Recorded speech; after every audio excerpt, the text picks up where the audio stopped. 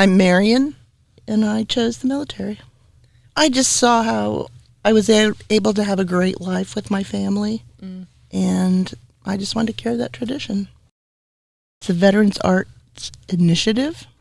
I think the real purpose is to bring in veterans and help them heal through art.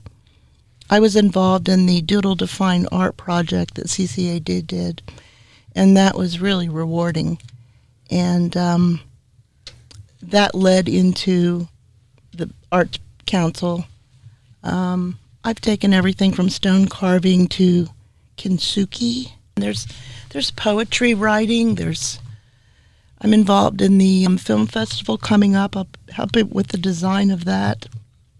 Just a lot of stuff, and it's been amazing, absolutely amazing. I would not still be in Columbus if it were not for the VA and the friendships and the bonds and the programs that they have.